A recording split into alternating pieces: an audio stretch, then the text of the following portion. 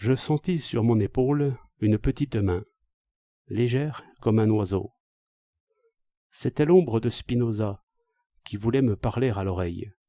« Prends garde, » dit la faible voix, « d'imiter en toi-même les passions que tu veux combattre. Le piège est ancien. Il y a des siècles que la colère s'élève contre la colère, que la pitié va à la violence et l'amour à la haine. Toujours une armée remplace une armée. Toujours les mêmes moyens déshonorent d'autres fins. Ne considère point volontiers ce qui rend triste.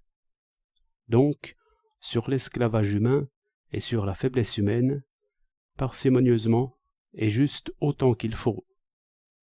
Largement au contraire sur la vertu ou puissance des hommes, spectacle propre à les réjouir et à te réjouir toi-même, de façon qu'ils agissent désormais, et toi aussi, par la seule affection de la joie. Faible voix, trop oubliée. La sottise, dans un homme, n'est rien de lui. La vanité n'est rien de lui. La méchanceté n'est rien de lui.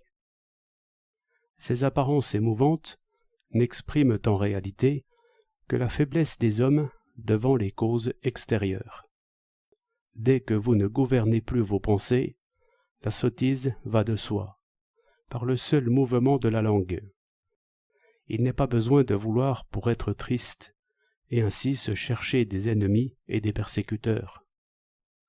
Il n'est pas besoin de vouloir pour s'enfler d'un éloge ou s'irriter d'un blâme. Toutes les fautes viennent de se laisser tomber. Il n'y a point de volonté, point du tout de volonté, en cet homme qui fait tuer d'autres hommes. Non, mais il cède, il fuit, il écrase en sa fuite. En ce cataclysme de guerre, tout est extérieur. Tous subissent. Nul n'agit. Et c'est l'image grossie de nos passions. Cherchant donc à injurier et frapper cette faiblesse dans l'homme, je tombe dans le vide. Ces mots ne sont rien, je ne puis les vaincre. Ce qui est en l'homme est tout bon pour lui et pour les autres. Volonté, bonne. Courage, bon. Je cherche un auteur responsable de tant de maux. En vain. Je ne trouve jamais qu'un homme qui a cherché sa pensée et son devoir hors de lui-même.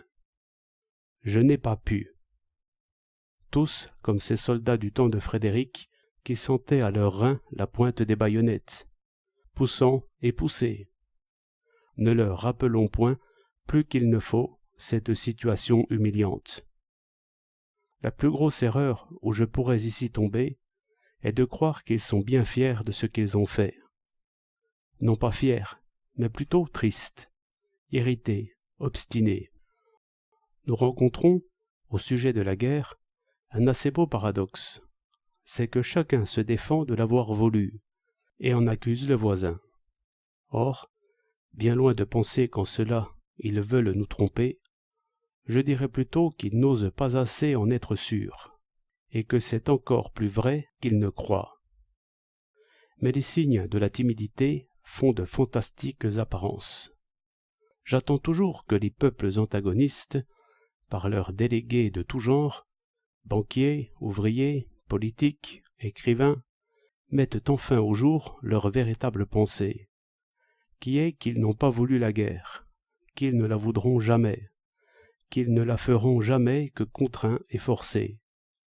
Mais forcés par qui? Ici, en ce vide et en ce silence, apparaît le monstre sans corps, puissant seulement par la peur universelle. Eh bien, espères-tu faire peur à la peur?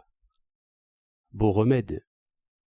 Mais plutôt réveillant l'homme en chacun, invite-les tous à penser selon la joie et l'espérance, invoquant la guerre même et ce qu'elle fait voir d'énergie et de puissance gouvernante en chacun.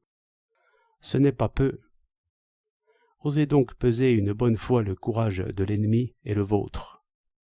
Par ce jugement seul, la paix serait déclarée. Je ne crains que les lâches. Ainsi, ce que je crains n'est rien. c'est ma propre peur qui lui donne existence.